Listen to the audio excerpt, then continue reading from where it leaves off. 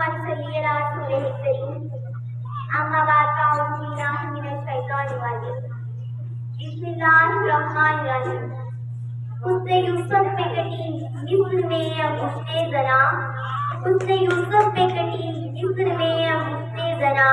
سر کٹاتے ہیں تیرے نام پہ مردان عرب۔ حاضرین محترم، میرے جیسے کام علم اور کم فہم طالب علم بھلا اس عظیم ہستی کی شان کے بارے میں کیا گفتگو کر سکتی ہے کہ جس کی عظمت خالق کائنات کی زبان قدرت سے یوں ادا ہوئی وَرَفَعْنَا لَكَ ذِكْرَكَ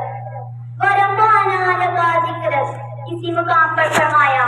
إِنَّا أَعْطَيْنَاكَ الْكَوْثَرَ، تو کہیں یا ایھا المدثر اور یا ایھا المدثر کہہ کر خطاب فرمایا۔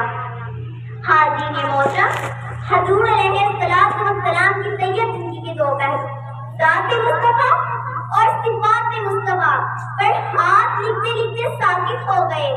زبانیں محنت کرتی کرتی خاموش ہو گئی، محقق تحقیق کرتے کرتے ملک عدم کو روانہ ہوئے،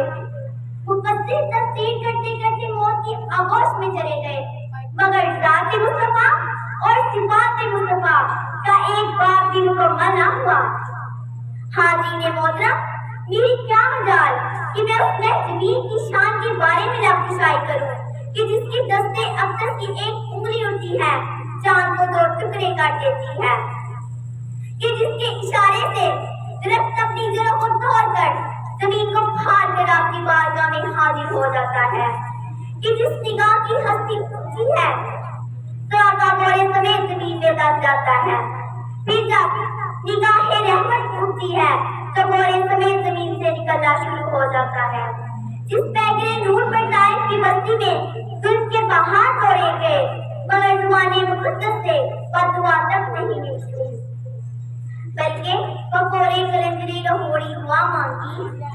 الہی قوم کو جسم بصیرت دے، الہی قوم کو جسم بصیرت دے، بے خبر ہے بیچارے تو انہیں نور ہدایت دے۔ حاضرین محترم، حضور علیہ السلام کی رحمت کا یہ عالم تھا کہ آپ نے بغیر کسی سختی کیے حضرت عبداللہ بن عباس سے مصحف قرآن تیار کروائے،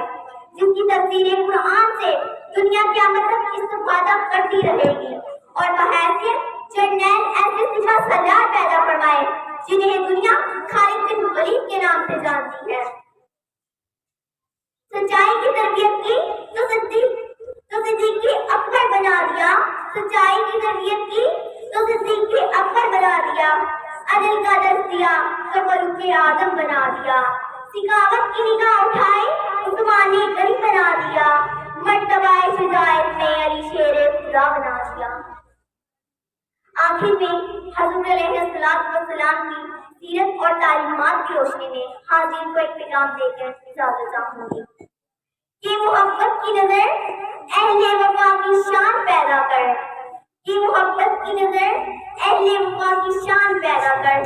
بلندی اور پستی کی ذرا پہچان پیدا کر۔ دماغ و دل کی اکثر قوت انہا نہیں اب تک،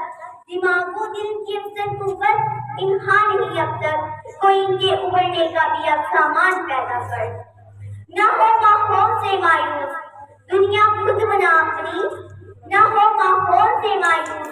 دنیا خود بنا اپنی، دلوں میں حوصلے اور حوصلوں میں جان پیدا کر۔ تجھے تیری گزشتہ سر بلندی پھر سے حاصل ہو، تجھے تیری گزشتہ سر بلندی پھر سے حاصل ہو، وہ حکمت و ہنر کو ذوق اے نادان پیدا کر۔ اور ضرورت ہے کہ ماضی کی طرح روشن ہو مستقبل،